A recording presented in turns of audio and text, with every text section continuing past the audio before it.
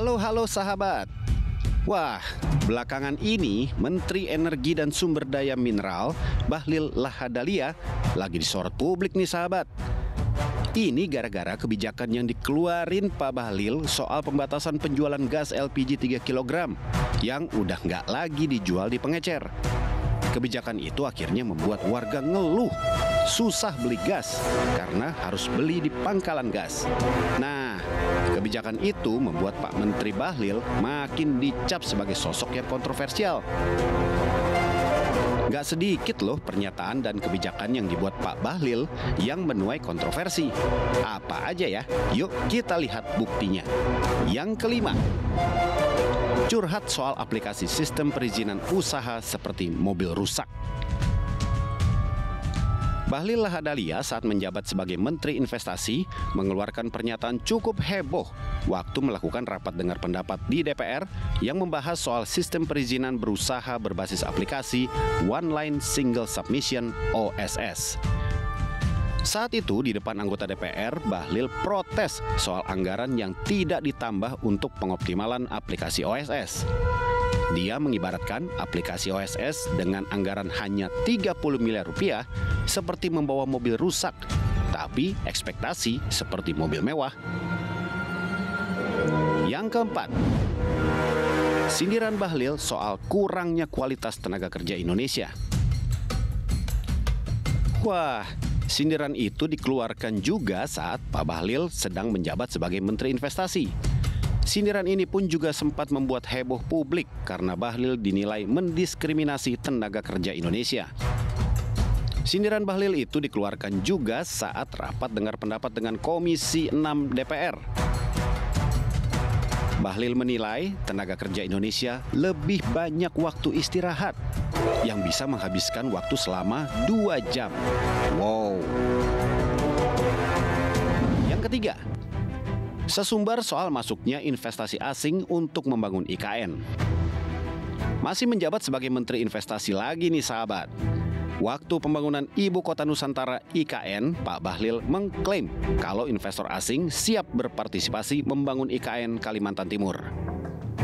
Bahlil 2 Desember 2022 silam mengklaim ada dana masuk sekitar 300 triliun rupiah dari investor asing untuk membangun IKN.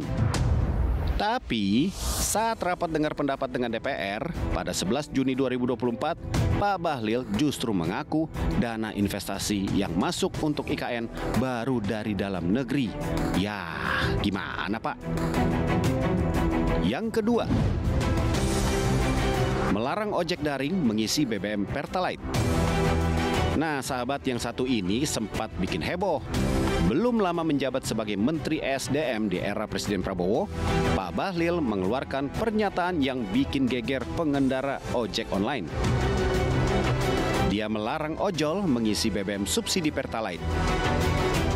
Alasan Bahlil saat itu, untuk ojol yang motornya milik sendiri boleh isi Pertalite, sedangkan motor yang bukan milik sendiri alias milik badan usaha atau yayasan yang seharusnya tidak mengisi BBM subsidi. Nah, Pak, pertanyaannya, siapa yang bisa membedakan itu motor sendiri atau motor sewa?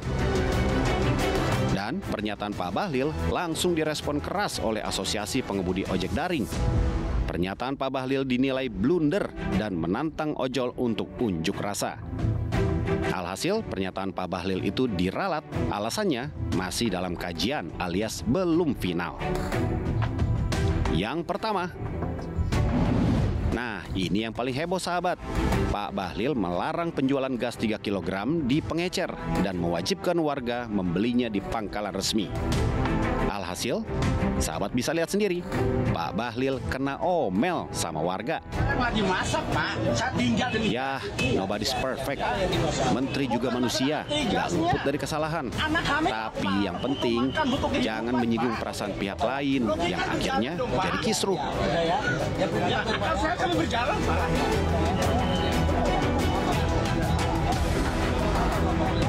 Kita mengurus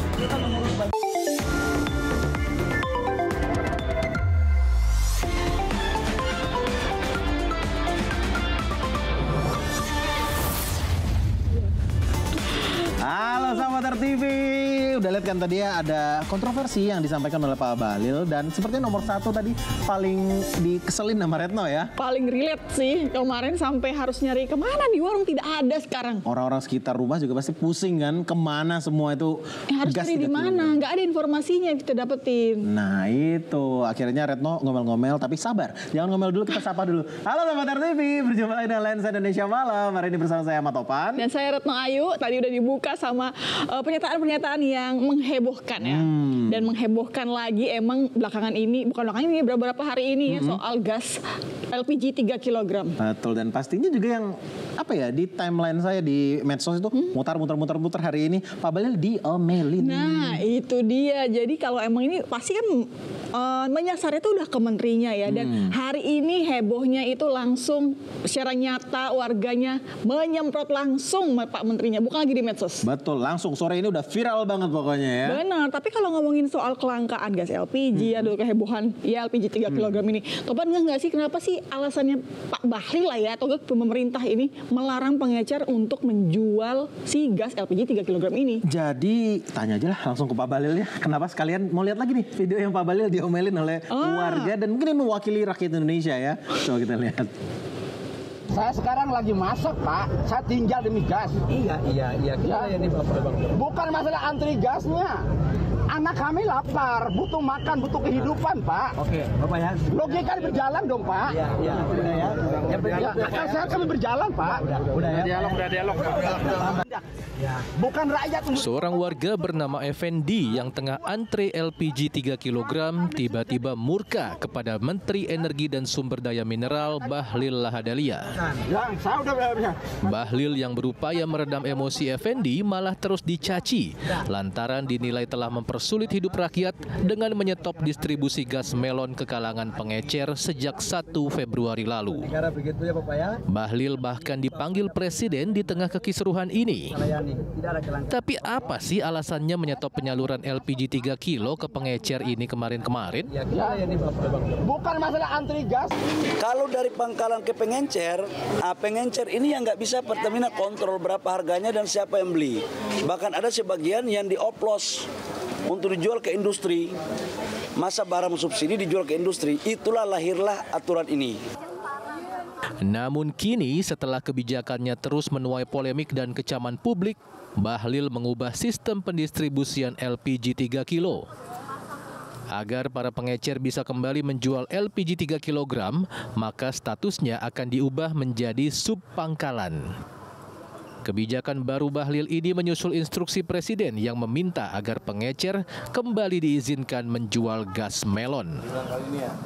Atas perintah Bapak Presiden, saya baru ditelepon tadi pagi dan tadi malam kami diarahkan, adalah pertama memastikan LPG ini harus tepat sasaran dan subsidi harus tepat sasaran.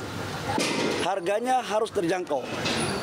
Atas arahan Bapak Presiden, yang pertama adalah semua supplier yang ada kita fungsikan mereka per hari ini. Nantinya para penjual di subpangkalan dapat membeli langsung LPG 3 kg di pangkalan dengan mendaftar melalui aplikasi My Pertamina secara gratis. Skema digital dibuat agar pemerintah dapat memantau penjualan dan harga LPG sesuai dengan harga eceran tertinggi atau HET.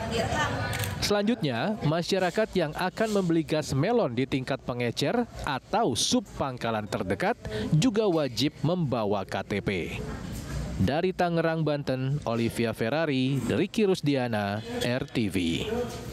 Tuh kan pada pusing cari itu. Jadi mungkin ini yang menjadi salah satu alasan ya. Ada seorang pemuda ini tepatnya di Babelan Kabupaten Bekasi yang nekat maling alias mencuri tabung gas di warung makan. Kok bisa ya ampun Bang, ini kenapa sih alasannya sampai saking putusnya nggak dapat antrian pada saat ngantri tuh nggak dapat atau gimana sih, tega banget kan ya nggak sepenuhnya itu. Mungkin juga karena timing, mungkin lagi ditinggalin kali warungnya. Langsung.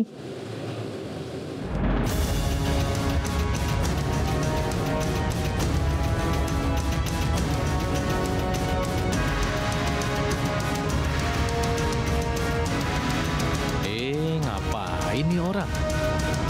masuk ke warung makan tapi kan belum buka. Walah, ternyata pemuda ini nekat ngebobol warung makan di kawasan Babelan, Kabupaten Bekasi demi bisa mencuri 3 bungkus minyak goreng dan 1 tabung gas LPG 3 kg. Aksinya ini terekam CCTV warung sekitar jam 4 pagi tadi. Aksi pria ini menuai beragam komentar dari warganet. Ada yang menghubungkannya dengan langkanya gas LPG, tapi ada juga yang menduga pemuda ini malas ngantri, jadi lebih milih nyuri. Ada kaitan dengan kelangkaan gas LPG atau enggak? Pencurian tetap nggak dibenarkan ya sahabat, karena udah merugikan orang lain, pelakunya juga bisa kena pidana loh. Tuh, niat itu berarti kan belum buka. Kesempatan ya. Matang Tapi masih ngomongin soal kelangkaan nih, soal gas LPG itu ternyata nggak berdampak doang ke saya ibu rumah tangga ataupun rumah-rumah ya, tapi ke pengusaha UMKM, tukang jualan. Itu juga sampai nggak jualan mereka. Waduh, di dekat rumah juga banyak gorengan pada nggak jualan. Katanya kenapa nggak bisa dapat gas LPG? Karena mereka tiap hari harus beli ya. Tapi ini mirisnya ada penjual yang sampai beralih pakai kayu bakar coba. Memang sih bisa jadi solusi ya, tapi kan kayu bakar tuh stoknya nggak banyak gitu, ngumpulin juga ribet kan. Belum lagi juga kan kalau bakar pakai kayu bakar, dapur kotor kan, hitam tuh pastinya. Iya sih, tapi kalau daripada kita nggak jualan tiap hari karena nggak dapat gas LPG gimana dong? Nggak dapat uang juga ya, jadi nggak bisa makan juga. Ya udahlah kayu bakar deh. Mix sih.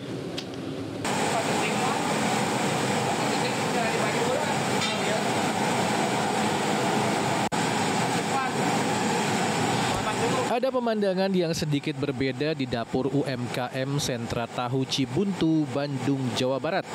Sudah beberapa hari terakhir, tumpukan kayu bakar ikut mewarnai sudut ruang kerja para produsen olahan kedelai ini. Kayu bakar menjadi alternatif bahan bakar karena kelangkaan gas LPG 3 kilo yang terjadi di Kota Kembang. Kayu bakar memang murah, tapi asap jelaga hasil pembakaran mencemari udara dan mengotori dinding dapur. Ini adalah salah satu cara pelaku UMKM mempertahankan produksi tahu mereka di tengah langkanya LPG 3 kg. Selain kayu bakar, beberapa juga ada yang menggunakan LPG 12 kg. Namun, biaya LPG non-subsidi membuat mereka merugi sekitar Rp500.000 per harinya. Ada yang libur dulu, ada yang rugi. Yang merugi itu ya karena kita pakai 12 kilo. Terus ada yang siasati juga pakai kayu bakar. Nah ini biasa 12 kilo ya Pak? Ya, ada yang mau pindah ke 12 kilo, ada juga yang pindah pakai kayu bakar. itu pindah Ya rugi. Sehari bisa rugi sampai 500 ribuan, 700 ribu rugi. Cuman kalau kita nggak produksi ya pelanggan bisa kabur. Pedagang kecil pun terhambat dengan ketiadaan LPG 3 kg. Mereka berharap persediaan bisa kembali normal agar bisa kembali berjualan. Sebenarnya ini susah buat rakyat kecil untuk dagang di kaki lima itu susah. Untuk pemerintah untuk tolonglah digampangin untuk usaha kecil-kecilan seperti ini. Sebagai saya ibu rumah tangga, untuk sehari-hari buat makan pemasukan aja kecil, susah untuk cari penghasilan seperti ini. Paling minimal habisnya dua tabung. Setengah hari itu 2 tabung. Kalau saya cuma punyanya 2 tabung. Jadi susah nyarinya lagi. Kalau ini pengennya sih pemerintah ya harus ada lagi lah. Kasihan rakyat kecil-kecil. Sebagai ujung tombak penyaluran gas LPG 3 kg ke masyarakat, pengecer pun merasa dirugikan dengan kebijakan ini. Ya merugikan saya, nggak ada gas ini. Biasanya sehari 20 tabung, 15 tabung, sekarang nggak ada. Usulan pengubahan pengecer menjadi subpangkalan dinilai membingungkan. Pangkalan lama berharap kehadiran pangkalan baru tidak akan mengurangi pasokan LPG ke pangkalan yang sudah ada. Silakan pemerintah bikin satu, diangkat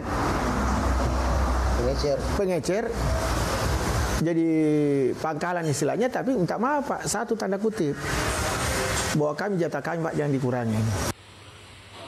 Bukannya membantu rakyat kecil, polemik langkanya LPG 3 kg yang berbarengan dengan kebijakan pembatasan penjualan hanya di agen besar justru menimbulkan keresahan di masyarakat.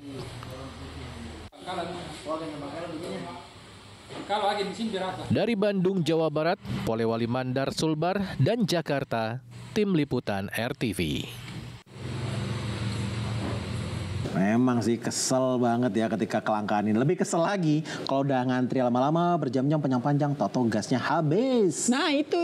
Aduh, bukan kesel lagi, emosi jiwa. Kalau udah kayak gitu ini juga dirasain sama ibu-ibu di Cimahi, Jawa Barat tuh. Udah ngantri panjang, pas udah nyampe depan sudah habis. Iya, jadi kayak antrian pas giliran, Pak beli satu, habis Bu.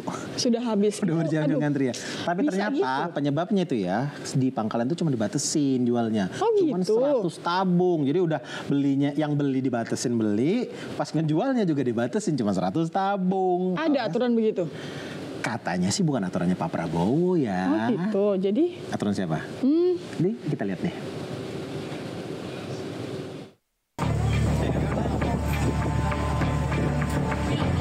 Panas dan lelah.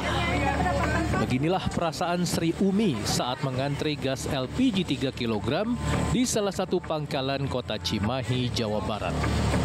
Tapi setelah menunggu dan mengantri berjam-jam, justru kekecewaan yang datang menghampiri. Ia tidak kebagian jatah gas LPG 3 kg yang dinanti. Pasalnya, pangkalan ini hanya mendapat kuota 100 tabung gas LPG 3 kg. Jumlah itu pun habis diserbu warga kurang dari 30 menit. Terus gimana dong masak, Bu? Nggak tahu ini Pak, bingung. Udah nggak ada ini gitu. Nggak sama sekali. Udah belanja lagi. Yang datang telat, apalagi? Silakan cari ke tempat lain. Sekarang gimana, Bu? Nggak kebagian, Bu? Nggak kebagian? Kosong. Bu, udah berapa lama, Bu? Kelangkaan gas, Bu? 2 harian. 2 harian ya, Bu ya? Sekarang berarti ini mau nyari lagi? Mau nyari? Nggak cuma di kota Cimahi, warga di kawasan Rempoa, Tangerang Selatan, Banten juga bernasib sama. Yang mau beli LPG 3 kg harus beli langsung ke pangkalan. Akibatnya antrian panjang mengular. Buang waktu dan tentunya mengganggu aktivitas warga yang membutuhkan. Terus saya bingung mau masak ini gimana, anak saya kan punya anak, pengen makan nyayur, bingung saya. Ben aja Neng, kita sabar aja, besok aja nyari lagi. Nyari sampai ke daerah mana nggak tahu, saya nyari nggak dapet juga. Berapa hari Bu nggak bisa dibeli ini, nggak bisa dapat? Ini baru ini, 4 hari nggak masak, baru ini dapat saya. Boleh katanya, karena ini udah ada tanda kayak gini nggak boleh balik lagi kecuali besok. Kalau ini hilang, kalau ini kayak ini nggak boleh katanya. Harganya? Pemilu bahaya ya Pak. Harganya jadi berapa? 19.000 dari 16.000 jadi 19.000. Ternyata, pelarangan penjualan eceran LPG 3 kg ini bukan perintah Presiden, tapi ide cemerlang Menteri ESDM. Sebenarnya ini bukan kebijakannya dari Presiden untuk kemudian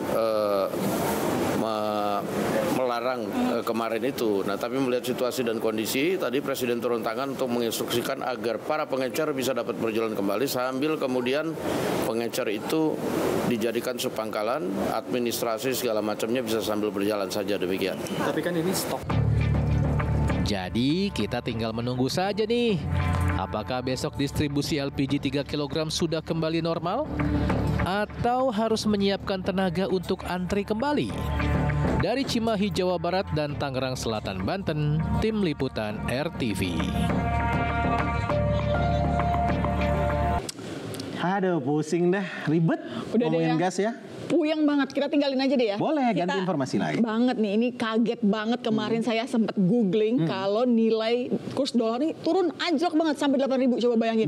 Nah, itu memang kemarin pas weekend kemarin kali ya, bikin orang, waduh, kalau saya sih pikirannya, waduh, order barang apa nih dari Amerika yang pakai dolar gitu. Tapi sayang itu cuma sebentar doang, langsung diklarifikasi sama Google-nya kalau itu tuh keliru. Keliru ya, error aja gitu ya. Coba kita lihat.